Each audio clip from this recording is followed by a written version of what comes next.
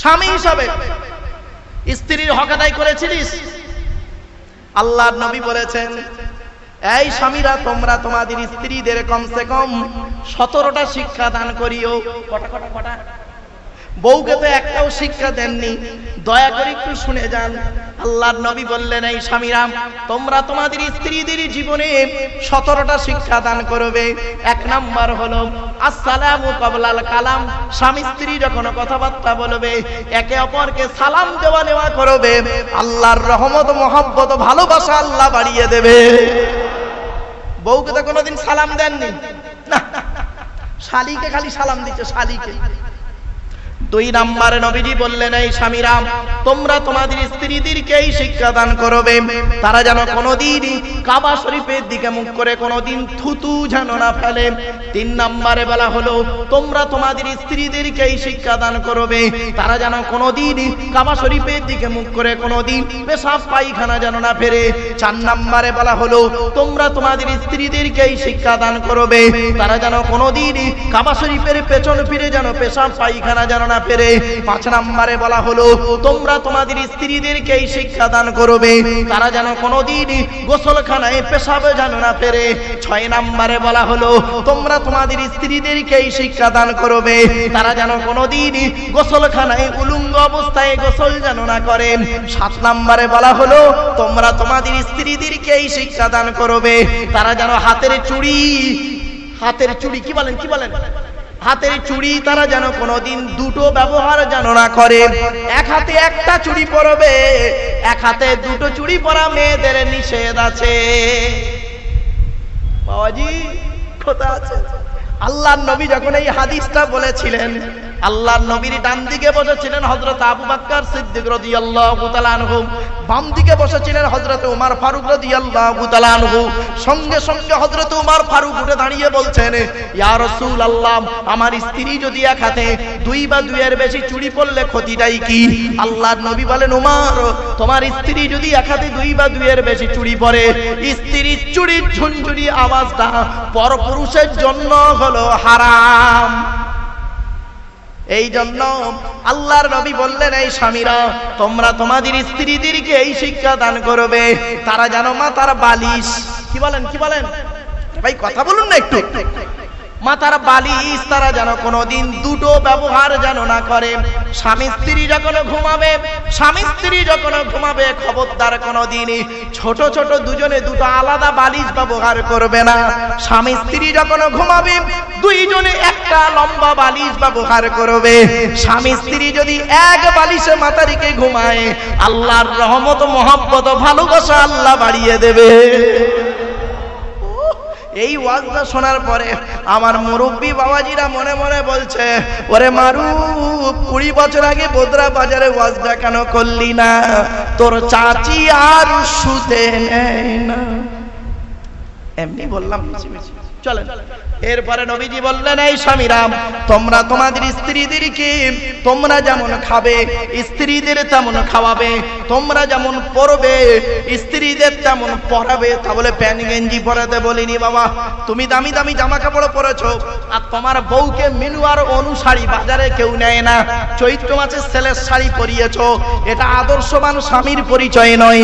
এরপরে নবীজি বললেন, এই স্বামীরা তোমরা তোমাদের স্ত্রীদেরকে নামাজের শিক্ষা দেবে, তোমরা তোমাদের স্ত্রীদেরকে ভাষা শিক্ষা দেবে, তোমরা তোমাদের স্ত্রীদেরকে আদবের শিক্ষা দেবে, তোমরা তোমাদের স্ত্রীদেরকে নিয়ে মাঝে মাঝে বেড়াতে বেরোবে।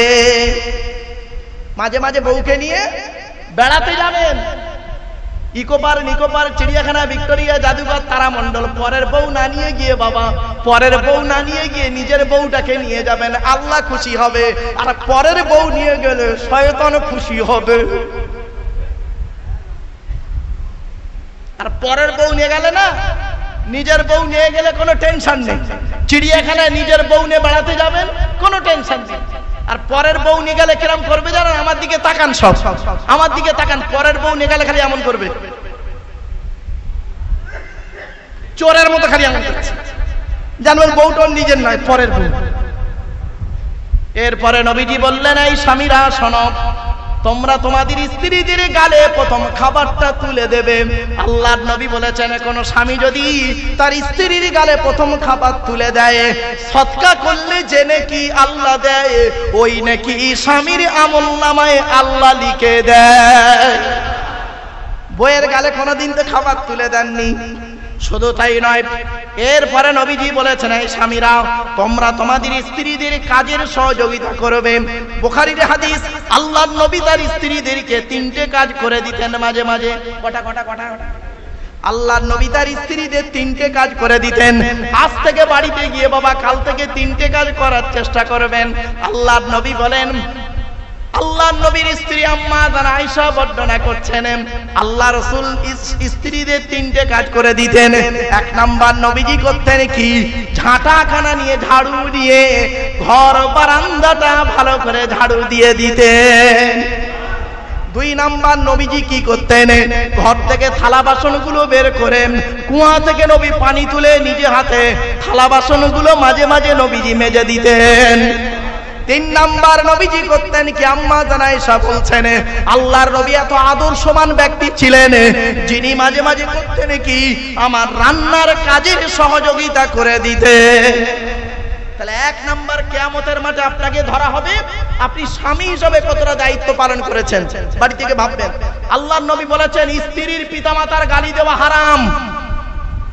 স্ত্রীর পিতামাতার গালি দেওয়া হারাম। বইয়ের বাপকে কত গালি দিয়েছেন, মাকে গালি দিয়েছেন, ভালো করে হিসাব করে দেখবেন।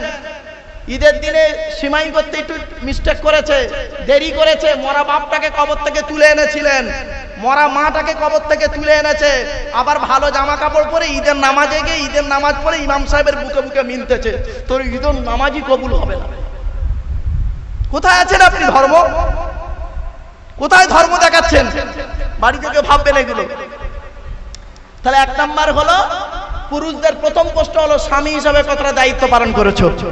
2 নাম্বার হলো পিতা হিসাবে কতটা দায়িত্ব পালন করেছো। আল্লাহর নবী বলেছেন প্রত্যেক পিতামাতার দায়িত্ব হলো ছেলে এবং মেয়ের উপরে 3টি। কয়টি? 3টি দায়িত্ব। প্রত্যেক পিতামাতার দায়িত্ব হলো ছেলে এবং মেয়ের উপরে 3টি। চলে যাবেন নাকি? প্রত্যেক পিতামাতার দায়িত্ব হলো ছেলে এবং মেয়ের উপরে কটি বাবা? 3টি।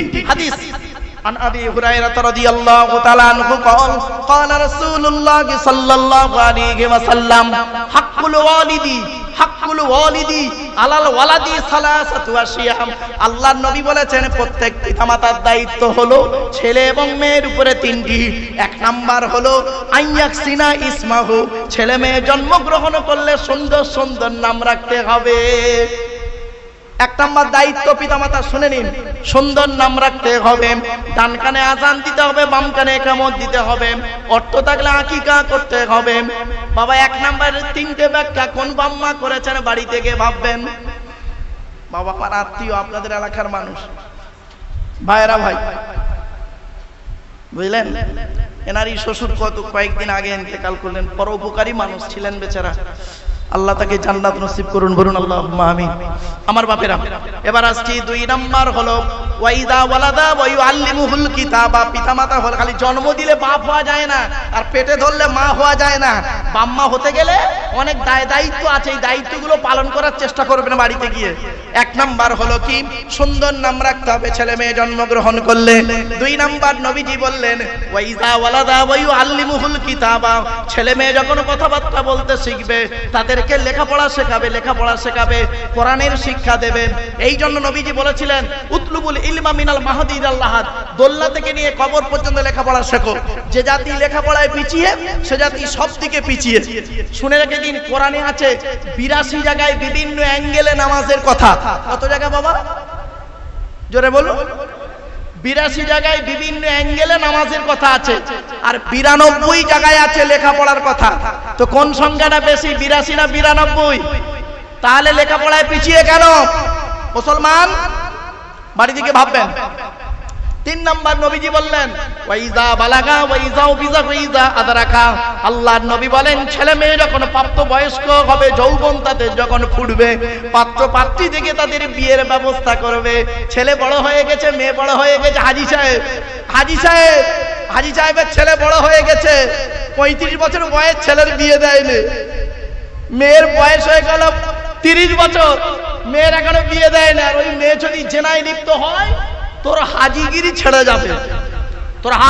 ছেড়ে যাবে, সমস্ত পাপ ওই বাপ আর মায়ের ঘাড়ে পড়বে।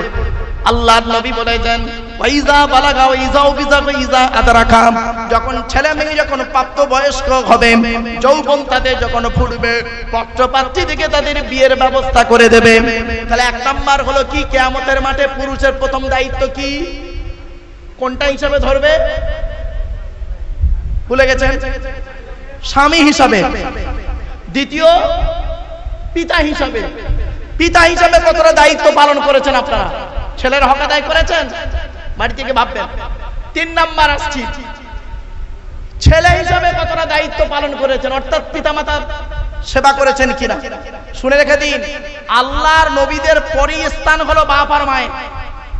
আমি খালি কোরআনের দলিলগুলো দিচ্ছি, খালি আপনারা গুনতে শুরু করুন। কোরআনের কোথায় কোথায় বাম্মার সেবা করতে হবে খালি শুনে নিন। 1 নম্বর পারার 11 নম্বর পৃষ্ঠা 12 নম্বর লাইন, সূরার নাম সূরা বাকারা, ওয়াবিল ওয়ালিদাইনি ইহসানা, বাম্মার সেবা যত্ন করো। 2 নম্বর পারার 12 নম্বর পৃষ্ঠা 13 নম্বর লাইন, সূরার নাম সূরা বাকারা, ইয়াসআলুনাকা মাযা ইউনফিকুন কুল মা আনফাকতুম মিন খায়রিন ফালিল ওয়ালিদাইনি ওয়াল আকরাবিন। আল্লাহ বলেছেন টাকা পয়সা সর্বপ্রথম তোমরা তোমাদের বুড়ো বুড়ি বাম্মার পিছনে ব্যয় করবে, আল্লাহ খুশি হয়ে যাবে। তাহলে সর্বপ্রথম টাকা পয়সা কার পিছনে ব্যয় করতে হবে? এই জোরে বলুন, বাপ আর মায়ের পিছনে। গাছের প্রথম ফলটা বাপকে খাওয়াবেন, মাকে খাওয়াবেন। এরা মনীষের বাচ্চা, মুসলমানের বাচ্চা, গাছের প্রথম ফলটা বুড়ো বুড়ি বাম্মান না খাইয়ে মলি সাহেবের খাওয়াচ্ছ, পীর সাহেবের খাওয়াচ্ছ। তো জন্মদাতা বাপকে খাওয়াবে, পেটে ধরা মাকে খাওয়া। আল্লাহর কোরআনের দলিল, বাপের ব্যাটার মতো বলে যাচ্ছি, এ কথা আগে বলতাম না। আল্লাহ পাক কোরআনে বলেছেন সর্বপ্রথম টাকা পয়সা ব্যয় করবে বাপ আর মায়ের পিছনে।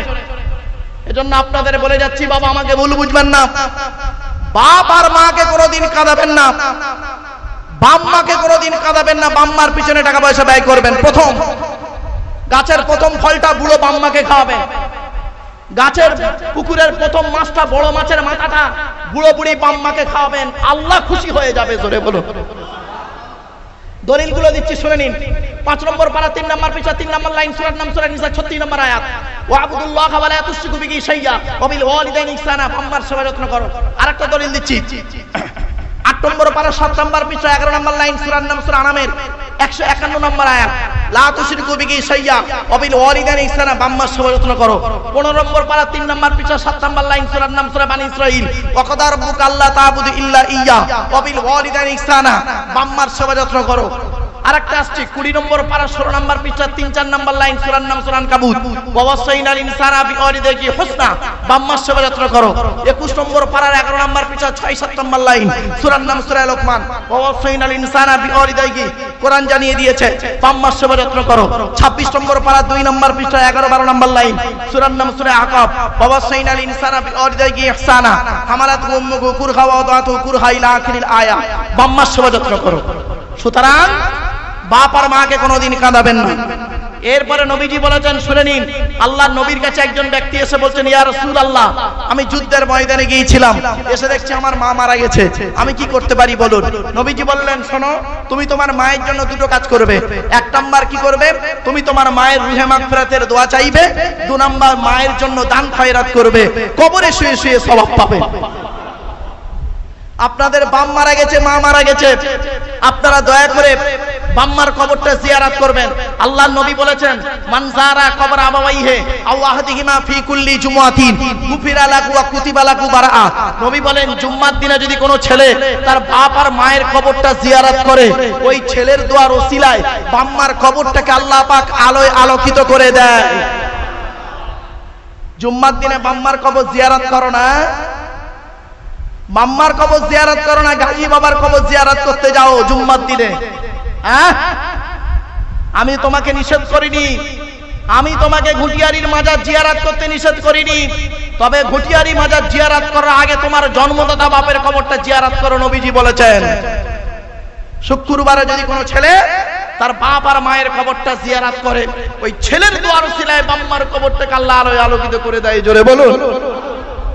আরেকটা হাদিস, আন উমামা রাদিয়াল্লাহু তাআলা আনহু সুইলা নবী সাল্লাল্লাহু আলাইহি ওয়াসাল্লাম মা হাক্কুল ওয়ালিদি আলা ওয়ালাদিহি, নবীজিকে জিজ্ঞাসা করা হলো ছেলে মেয়ের প্রতি কি দায়িত্ব আছে বাম্মার, আপনি বলুন। নবীজি বললেন হুমা জান্নাতুকা ওয়া নারুকা, তোমাদের বাপ আর মা হলো তোমাদের জন্য জান্নাত, তোমাদের বাপ আর মা হলো তোমাদের জন্য জাহান্নাম। কোথায় আছেন আপনি?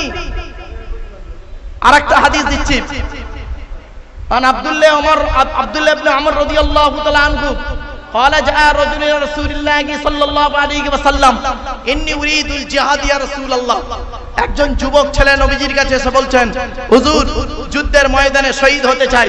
আল্লাহর নবী বললেন ক্বালা হাইয়ুন আবওয়াকা, তোমার বাপ আর মা কি জীবিত আছে? নবীজি বললেন, ছেলেটি বললেন ক্বালা নাম, জি হ্যাঁ। নবীজি বললেন ক্বালা ফাপিগমা ফাজাহিদ, চলে যাও বাম্মা সেবা যত্ন করো, বাম্মা যদি খুশি হয়ে যায় তুমি শহীদের মর্যাদা পেয়ে যাবে। কোথায় আছেন আপনি? বাপকে কাঁদিয়েছেন, মাকে কাঁদিয়েছেন, বাপ মরে গেল, মা মরে গেল, একবারও তার কবরটা জিয়ারত করলেন না। বাপের কবরটায় কি অবস্থায় জঙ্গলের মধ্যে পড়ে আছে, কেন বাপের কবরটা মায়ের কবরটা পরিষ্কার পরিচ্ছন্ন করে রাখতে পারেন না? পরিষ্কার পরিচ্ছন্ন করে জুম্মার দিনে জিয়ারত করতে পারেন না? যদি বলে হুজুর আপনি কি করেছেন, কবরটা গিয়ে একবার দেখে আসবেন আমার বাম্মার কবরটা কি করে রেখেছি, তবে মাজার করিনি, কি করে গেছি পরিষ্কার পরিচ্ছন্ন করে গেছি, জলসায় যখন বেরোই আব্বা মার কবর জিয়ারত করেই বেরোই। বাবা বাস্তবটাই বলে যাচ্ছি, বাম্মার নামে গরিব ফকির খাওয়াতে পারেন না? আল্লাহ আপনাদের এত টাকা দিয়েছে, বাম্মার নামে প্রতি বৃহস্পতিবারে কি শুক্রবারে বাম্মার নামে 4টে ফকির খাওয়াতে পারেন না? যদি বলেন হুজুর আপনি কি করেন, খাওয়াই বাবা। বাস্তবটাই বললাম, বাস্তবটাই বলে যাচ্ছি আপনাদের। আল্লাহর রহমত নাজিল হবে, আল্লাহর রহমত নবী পাকের কদমে উসিলা বাম্মা ওস্তাদ পীরের দোয়ার উসিলা আল্লাহ পাক আজকে এই জায়গায় এনেছে।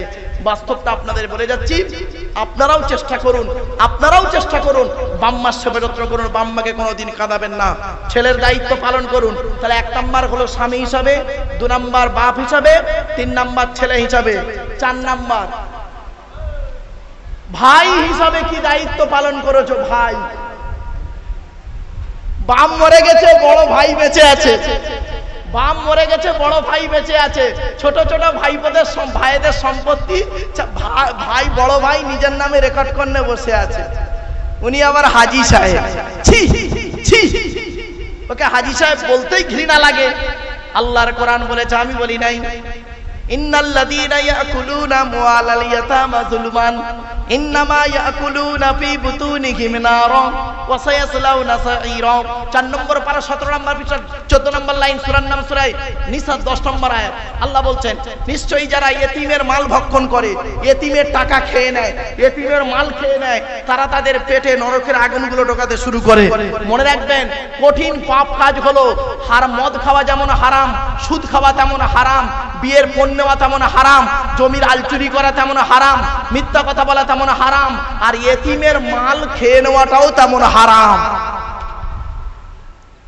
আল্লাহ পাক কোরআনে বলেছেন ইতিমের মাল খাবে না, লা তাকরাবু মালাল ইয়াতীমি ইল্লা বিল্লাতী হিয়া আহসান। সূরা বনী ইসরাঈলে বলা হয়েছে খবরদার ইতিমের মালের ধারে বাড়ে যাবে না। অনেকে আছে দেখবেন ইতিমের মাল খাওয়ার জন্য প্রস্তুত হয়ে আছে। বাস্তব বলে যাচ্ছে, আজকের আপনারা ইতিমের মাথায় হাত বুলাবেন। আল্লাহর নবী করতেন কি হাদিস, মানজারা, আল্লাহর নবী করতেন কি মান আবায়াত, আল্লাহর নবী বলেছেন মান আবায়াতিমান। ঘটনাটা বলি আপনাদেরকে, নবীজি মদিনার বাজারে যখন বেরোতেন, বাচ্চা বাচ্চা ছেলেদের দেখতে পেলে বাচ্চারা কি করতো, নবীজিকে সালাম দিত। নবীজি বাচ্চাদের সালাম দিতেন, আর নবীজি বলতেন তোমার নাম কি? বাচ্চা তার নাম বললো। তোমার বাপের নাম কি, মায়ের নাম কি বললো। নবীজি জিজ্ঞাসা করতেন তোমার আব্বা মা বেঁচে আছে? ওদের মধ্যে যদি কোনো বাচ্চা বলতো আমার আব্বা মা দুজনেই মারা গেছে, তখন করতো কি জানেন, নবীজি ওই বাচ্চাটাকে বুকে জড়িয়ে ধরে বলতেন তোমার বাম্মা কেউ নেই, আমি মোহাম্মদ, আমার বাম্মাও কেউ নেই। তো নবীজি বলতেন মান আবায়াতি, মানে মান আওয়া ইয়াতীমান ইলা তুআমিহি ওয়া শারাবিহি আওজাবাল্লাহু লাহুল জান্নাহ। আল্লাহর নবী বলেন, কোন ব্যক্তি যদি কোনো ইতিমের মাথায় হাত বুলায়, ইতিমের মাথায় হাত বুলায়, ইতিমকে পানি পান করায়, ইতিমের আশ্রয় দেয়, ইতিম বাচ্চাকে খাবার খাওয়ায়, বাম্মাহারা সন্তানকে যদি কেউ খাবার খাওয়ায়, বাম্মাহারা সন্তানকে যদি কেউ আশ্রয় দেয়, আল্লাহ রাসূল বলেছেন আওজাবাল্লাহু লাহুল জান্নাহ, ওই ব্যক্তির জন্য জান্নাত ওয়াজিব হয়ে যায়। কোথায় আছেন আপনি? ইতিমের মাল খেয়েছেন, ইতিমের সর্বনাশ করেছেন, করে আপনি ফেরেশতা বেনে গেছেন এখন। বাহ, এবার আসছি তাহলে স্বামী হলো, পিতা হলো, ছেলে হলো, ভাই হলো। 5 নাম্বার, চাচা হিসাবে কতটা দায়িত্ব পালন করেছেন? চাচা বাবা, চাচা যারা হয়েছেন ভাইপোদের সম্পত্তি নেবেন না, চেষ্টা করবেন ভাইপোদের হকটা আদায় করতে। 6 নাম্বার হলো কি জানেন? 6 নাম্বার হলো দুলাভাই বোঝেন? দুলাভাই, বোনাই হিসেবে কতটা দায়িত্ব পালন করেছো। আর দেওর হিসাবে আল্লাহর নবীর কাছে মেয়ে ছেলেরা এসে বলেছিলেন, ইয়া রাসূলুল্লাহ, আমরা কাকে বেশি ভয় করব? নবীজি বললেন, তোমরা দেওর থেকে দূরে সরে থেকো। দেওর হলো মৃত্যুর মতো খতরনাক জিনিস। সুতরাং দেওর আর দুলাভাই থেকে দূরে দায়িত্ব পালন করুন। এরপরে আসি 7 নাম্বার। 7 নাম্বারে বলা হয়েছে ফুপা আর খালু। খালু পর্যন্ত, খালার বর খালু আর ফুপুর বর ফুপা। আপনারা কি বলেন? বেটি বলেন নাকি? জামাই বাবু বলেন, যাই হোক, এই দায়িত্ব পালন করুন। 7 নাম্বার। 8 নাম্বারে বলা হয়েছে মামা হিসাবে কতটা দায়িত্ব পালন করেছেন। মামা যারা হয়েছেন মামা হিসাবে কতটা দায়িত্ব পালন করেছেন। 9 নাম্বার হলো দাদু হিসাবে কতটা দায়িত্ব পালন করেছেন। দাদু মানে বাপের বাপ। এখানে অনেক দাদা বসে আছে, দাদু বসে আছে। বাপের 4টে ছেলে, বড় ছেলেটা পয়সা দেয় বলে বড় ছেলেকে খালি লজেন কিনে দেয়, বিস্কুট কিনে দেয়। আর ছোট ছেলেটা গরিব, কিছু দিতে পারে না, ওর ছেলে মেয়েকে দেখে না, ওকে দাদু বলতেই ঘৃণা লাগে। অনেক দাদু আছে, ওরা আমার গালে দাঁড়িয়ে রেখেছে, নামাজও পড়ে। ঠিক না বেঠিক? 10 নাম্বার হলো নানা হিসাবে কতটা দায়িত্ব পালন করেছেন। নানা অনেক নানা এখানে আছে যারা নাকি কি করে, বড় মেয়ের বড় জামাইটা পয়সাওয়ালা, ও যেন বড় জামাইয়ের ছেলে মেয়েকে খুব গুরুত্ব দেয়। আর মেজো জামাইটা গরিব, ভ্যান চালায়, টোটো চালায়, কিছু দিতে পারে না, ওর ছেলে মেয়েকে অত গুরুত্ব দেয় না। মনে রেখো ও নানা, তোমার মতো নানা হলো জাহান্নামী। গালে দাঁড়িয়ে আর মাথায় টুপি, নামাজ তোমাকে ঠেকাতে পারবে না। মনে রাখবেন, নামাজ পড়লেই জান্নাতে যেতে পারবেন না যদি নামাজ কবুল হয়। ঠিক না বেঠিক? নামাজ পড়লেই জান্নাত পাবেন না যদি নামাজ কবুল না হয়। অতএব নামাজটা যাতে কবুল হয়, ঈমানটাকে ঠিক রেখে নামাজটাকে পড়ুন। আগেই বলে দিয়েছি 3টে জিনিস এক হলে ইবাদত কবুল হবে। আমার বাপেরা, দেখতে দেখতে আপনাদের কাছে 2 ঘন্টা আলোচনা করলাম। ভাষাগত দিক থেকে ত্রুটি হলে ক্ষমা করবেন। ভালো থাকুন, সুস্থ থাকুন, মানুষকে ভালোবাসুন। নামাজ কারোর জন্য মাপ নাই বাবা, নামাজ তো আপনাকে আমাকে পড়তেই হবে। মুসলমানের ঘরে জন্ম নিয়েছেন, নামাজ আমার আপনার উপরে ফরজ। 2 নাম্বার হলো রোজা আমার উপরে ফরজ, আপনার উপরে ফরজ, বিশেষ ব্যক্তি বিশেষ কারণ ছাড়া। এবারে হজ বিশেষ ব্যক্তি বিশেষ কারণ ছাড়া, যাকাত বিশেষ ব্যক্তি বিশেষ কারণ ছাড়া। আমার বাপেরা, কথাগুলো একটু মাথায় রাখুন। নামাজ পড়ুন, রোজা রাখুন, অর্থ থাকলে হজ করুন, যাকাত আদায় করুন, স্ত্রীর হক আদায় করুন, পিতামাতার সেবা যত্ন করুন, ভাই ভাই মিলেমিশে চলুন, প্রতিবেশীর উপকার করুন। বাবা, আমার 4 শ্বশুর ভাই মাওলানা সাহেবের, আপনাদের এলাকার মানুষ, তারই শ্বশুর মশাই ইন্তেকাল করেছেন কয়েকদিন আগে। আল্লাহ তার কবরটাকে জান্নাতের টুকরা বানান, বলুন আল্লাহুম্মা আমিন। আরো অনেক শ্বশুরা তারা হায়াতে আছেন, তাদের আল্লাহ শেফায়ে কুল্লি ইনায়েত করুন, বলুন আল্লাহুম্মা আমিন। বাপেরা, আপনাদের কাছে এতক্ষণ আলোচনা করলাম, ভাষাগত দিক থেকে ত্রুটি হলে ক্ষমা করবেন। ভালো থাকুন, সুস্থ থাকুন, মানুষকে ভালোবাসুন, অন্তরে জিরিপির ছাড়িয়ে দিন। একবার তাকবীর দেন, নারায়ে তাকবীর, নারায়ে তাকবীর। পীরে কামেল মাওলানা মুফতি আলহাজ ইউনুস আলী সাহেব, পীরে কামেল জনাব মাওলানা মুফতি ইউনুস আলী সাহেব, নারায়ে তাকবীর।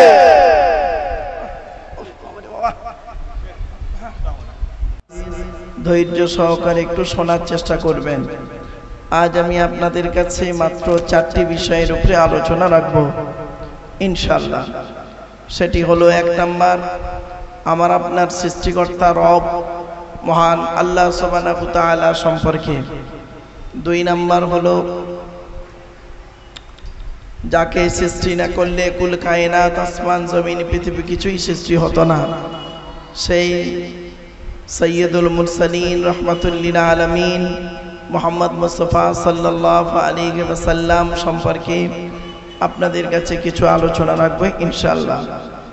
3 নাম্বার হলো বাস্তব জীবনে আমরা কিভাবে চলবো, বাস্তব জীবনে কিভাবে আমরা চলবো সেই চিন্তা ভাবনা নিয়ে আমরা আজকের আলোচনা কিছু রাখবো। 4 নাম্বার আলোচনা রাখবো আল্লাহর ওলিদের সম্পর্কে আলোচনা রাখবো আপনাদের কাছে। ওলি কাকে বলে, ওলি হতে গেলে কতগুলো গুণ থাকা দরকার, কোন ব্যক্তিকে আপনারা আল্লাহর ওলি বলবেন। আজ আমি আপনাদের কাছে টু দি পয়েন্টের উপরে কয়েকটি কথা রাখবো ইনশাআল্লাহ। আশা করি আপনারা আমার আলোচনার ভূমিকাটা শুনি বুঝতে পেরেছেন আলোচনার বিষয়বস্তু।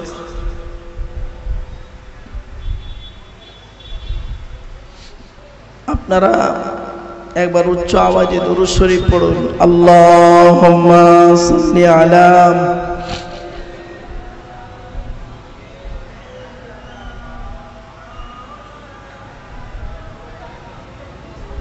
وعلى آل سيدنا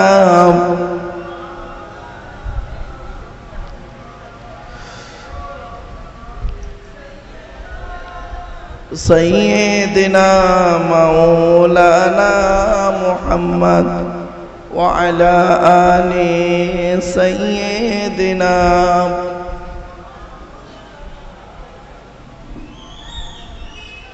আমার বাপেরা টু দি পয়েন্টের উপরে কয়েকটা আলোচনা। সর্বপ্রথম আলোচনা আমি রাখবো আপনাদের কাছে আমাদের সৃষ্টিকর্তা আল্লাহ সম্পর্কে। আল্লাহ রাব্বুল আলামিনের পরিচয় হলো 4টে। আল্লাহ নিজেই বলছেন, কুল নবী তুমি বলো হুয়াল্লাহু আহাদ, সে আল্লাহ হলেন একক। 2 নাম্বার আল্লাহুস সামাদ, আল্লাহ হলেন অমুখপেক্ষী, আল্লাহ কারোর মুখপেক্ষী নন, সারা পৃথিবী তার মুখপেক্ষী। 3 নাম্বার লাম ইয়ালিদ ওয়া লাম ইউলাদ, আল্লাহ কাউকে জন্ম দেয়নি, আল্লাহ কেউ জন্ম দেয়নি। 4 নাম্বার ওয়া লাম ইয়াকুল লাহু কুফুয়ান আহাদ, আল্লাহর সমকক্ষ কেউই নেই। এই সূরাটা হলো আল্লাহর পরিচয়। এরপরে আসছি এই সূরাটার মধ্যে অনেক জিনিস আমরা পাবো, তার মধ্যে থেকে 4টে জিনিস আপনাদেরকে আমি তুলে ধরছি। 1 নাম্বার হলো এই সূরাটার ভিতরে এই সূরাটাই যে আল্লাহর পরিচয় সেটা আপনাদের জানিয়ে দিলাম। 2 নাম্বার হলো এই সূরাটি আরবি ভাষায় বাংলায় অর্থ করে বলে দিলাম। 3 নাম্বার হলো এই সূরাটির ভিতরে 4টে ধর্ম বেরিয়ে এসছে, ইসলাম, মুশরিক, ইহুদি এবং নাসারা। 4 নাম্বার হলো আল্লাহ রাসূল বলেছেন এই সূরাটি যদি কোনো ব্যক্তি 3 বার পাঠ করে, কুল হুয়াল্লাহ সূরা যদি 3 বার পাঠ করে, ওই ব্যক্তির আমলনামায় 1 খতম কোরআন শরীফ পড়ার সওয়াব আল্লাহ লিখে দেবে। সুতরাং এই কুল হুয়াল্লাহ সূরা আপনারা রাতে ঘুমানোর আগে পড়ার চেষ্টা করুন। আল্লাহর নবী করতেন কি, কুল আউযু বিরাব্বিল ফালাক, কুল আউযু বিরাব্বিন নাস আর কুল হুয়াল্লাহ, আয়াতুল কুরসি ঘুমানোর আগে এগুলো তেলাওয়াত করে ঘুমাতেন। তো আপনি আমি আমলটা যদি করতে পারি তাহলে অনেক সমস্যা থেকে আল্লাহ পাক অনেক সমস্যার সমাধান আমাদের করে দেবেন ইনশাআল্লাহ। এবারে আসছি এই সূরাই জানিয়ে দিচ্ছে সৃষ্টিকর্তার পরিচয়টা কি। 1 নম্বর আল্লাহ বলেন একক। আমাদের বিশ্বাস একটাই থাকবে, আমরা যেখানেই যাই করি না কেন আমরা মাথা নত করব, সাজদা দেব, ভিক্ষা চাইব একমাত্র শুধুমাত্র একজনের কাছে, তিনি হলেন আল্লাহ। আল্লাহ ছাড়া অন্য কারোর কাছে মাথা নত করা যাবে না। সে যত বড় পীর সাহেব, মনি সাহেব, মুফতি সাহেব, ইমাম সাহেব, বক্তা সাহেব হোক না কেন। এমনকি বলা হয়েছে আপনি সাজদা যেখানে দেবেন একমাত্র আল্লাহকেই সাজদা দেবেন। আল্লাহ পাক কোরআনে বলেছেন, লা তাসজুদু লিশ-শামসি ওয়ালা লিল-কমারি উসজুদু লিল্লাহ। তোমরা আল্লাহকে, চন্দ্রকে সেজদা দিও না, সূর্যকে সেজদা করো না, উসজুদু লিল্লাহ, তোমরা আল্লাহকে সেজদা করো। সুতরাং আল্লাহ যখন নিজেই বলেছেন আল্লাহকে সেজদা করতে, আপনি কেন কোনো ব্যক্তির মাজারে গিয়ে সাজদা দেবেন? খবরদার নয়। আল্লাহর ওলিকে ভালোবাসুন, আল্লাহর ওলির কবর জিয়ারত করুন, আল্লাহর ওলির কবরটাকে সংরক্ষণ করুন, কিন্তু আল্লাহর ওলির কবরে গিয়ে শিরিক করবেন না। কবর সাজদা দেওয়া শরীয়ত সম্মত নয়, এটা মনে রাখবেন। এটা বারে বারে আমি বলছি আপনাদেরকে, এগুলো আপনি সরে থাকবেন এগুলো থেকে। আর একটা কথা আপনাদেরকে বলি, আল্লাহর ওলিকে ভালোবাসুন। আল্লাহর ওলিকে ভালোবাসতে গিয়ে আপনি এমন কাজ করবেন না, শরীয়ত বিরোধী কাজ, যেটা কোরআন হাদিস গ্রহণ করে না। এগুলো থেকে দূরে সরে থাকুন। তাই আল্লাহ রাব্বুল আলামিন বললেন, এই পৃথিবীর সব জিনিসের মালিক হলাম আমি আল্লাহ, আর পৃথিবীর মানুষ তোমরা মাথা নত করো, সাজদা দেবে, ভিক্ষা চাইবে একমাত্র শুধুমাত্র একজনেরই কাছে, তিনি হলেন আল্লাহ। এটা আপনার মাথায় সর্বপ্রথম যেন থাকে। এবং আল্লাহকে বিশ্বাস করবেন কতটুকু? পৃথিবীর সবকিছু চাইতে বাপ মা, ভাই বোন, দাদা দাদি, নানা নানি, খালা খালু, ফুপা ফুপু, মামা মামি, শ্বশুর শাশুড়ি, স্ত্রী ছেলে মেয়ে, টাকা পয়সা, ধন সম্পদ, সব চাইতে সর্বপ্রথম আপনার আমার কাছে হবে কে? আল্লাহ। আল্লাহই হলো আমার শ্রেষ্ঠ। আল্লাহ রাসূল বলেছেন, যতক্ষণ পর্যন্ত আল্লাহ এবং নবী তোমার সবচাইতে আগে না থাকবে, ভালোবাসার দিক থেকে, বিশ্বাসের দিক থেকে, ভরসার দিক থেকে, ততক্ষণ পর্যন্ত তুমি খাঁটি মোমেন বলে দাবি করতে পারবে না। এটা মাথায় রাখুন। ভরসা করবেন, আল্লাহর উপরে ভরসা করুন, কোন ব্যক্তির উপরে ভরসা করবেন না। আল্লাহ পাক কোরআনে বলেছেন, ইজা আযামতা ফাতাওয়াক্কাল আলাল্লাহ ইন্নাল্লাহা ইউহিব্বুল মুতাওয়াক্কিলিন। আল্লাহ পাক বলছেন, তুমি যখন ভরসা করবে একমাত্র আল্লাহর উপরে ভরসা করবে। আর ইন্নাল্লাহা ইউহিব্বুল মুতাওয়াক্কিলিন, যারা আল্লাহর উপরে ভরসা করে কোনো কাজ করে, আমি আল্লাহ তাদের অত্যন্ত ভালোবাসি। সুতরাং আপনার বিশ্বাসটা যেন, বিশ্বাসের উঁচু জায়গাটা, সব থেকে উঁচু জায়গাটা হবে কার উপরে? আল্লাহর উপর। ভরসার সব থেকে টপ র্যাঙ্কের জায়গাটা হবে আল্লাহর উপর। এটা যদি আপনার আমার মধ্যে থাকে, তাহলে আপনি আমি মানে সঠিক জায়গায় যেতে পারবো, নইলে আমাদের সব বেকার হয়ে যাবে। তাই আল্লাহ বললেন, কুল, নবী তুমি বলো, হু আল্লাহু আহাদ, সে আল্লাহ হলেন একক। 2 নাম্বার, আল্লাহুস সামাদ, আল্লাহ হলেন অমুখপেক্ষী। আল্লাহ কারোর মুখপেক্ষী নয়, আপনি আমি সকলের মুখপেক্ষী। ছোটবেলায় মায়ের দুধের মুখপেক্ষী ছিলাম, বড় হয়েও দেখবেন বুড়ো বয়সে ছেলে বৌমার মুখপেক্ষী। কিন্তু একমাত্র আসমান পৃথিবী জমিনের মধ্যে একজনই আছেন যিনি কারোর মুখপেক্ষী নন। আর প্রত্যেকটা ব্যক্তি, বস্তু, প্রত্যেকটা প্রাণী একজনে আল্লাহর মুখপেক্ষী, কারো না কারোর মুখপেক্ষী। কিন্তু সৃষ্টিকর্তা আল্লাহ কারোর মুখপেক্ষী নন। এজন্য আল্লাহ হলেন সমাদ, এটা মাথায় রাখুন। সুতরাং আপনি এই বিশ্বাসটা রাখুন, আল্লাহ কারোর মুখপেক্ষী নয়।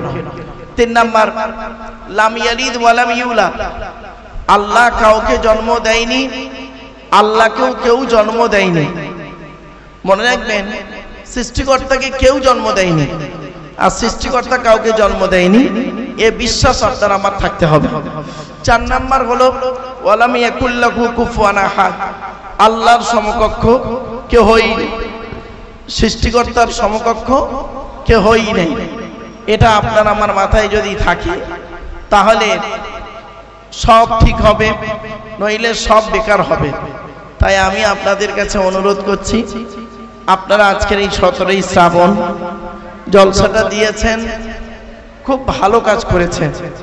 অনেক সময় মানুষ কি করে জানেন, শরীয়তের বিরোধী অনেক কাজ করে ফেলে। আপনারা দয়া করে সেই কাজগুলো করেননি। কোরআন হাদিস ইজমা কিয়াস মোতাবেক আপনি কাজগুলো করছেন। বাবা আমি একটা কথা বলি, মিডিয়াগুলোকে বলছি, বাবা তোমরা একটু সাইড টাইট করে বসো, বাবা একটু সাইড করে বসো বাবা, যাতে করে এই লোকগুলো দেখতে অসুবিধা হচ্ছে। তাই আমার অনুরোধ, বাবা তোমরা একটু এমন জায়গায় করে বসো যাতে করে এদের অসুবিধা না হয়। এখন তো এইসব উঠেছে, আজ থেকে 30 বছর আগে এসব ছিল না, 20 বছর আগেও ছিল না। এখন এইসব উঠে এখন বিশাল একটা হই হই। এসব ইনকাম আছে এদের, এই ছেলেগুলোর ইনকাম আছে, এর মাধ্যমে প্রচুর টাকা ইনকাম। তো যাই হোক বাবা, এরা আবার একটু মিস্টেক করে, এরা আবার ভুল করে কি জানেন, বাজে বাজে ছবি দিয়ে দেয় আর একে তাকে লাগিয়ে দেয়। এ ওকে মানে এ বক্তার ছবি দিয়ে ও বক্তার ছবি দিয়ে লাগিয়ে দিল,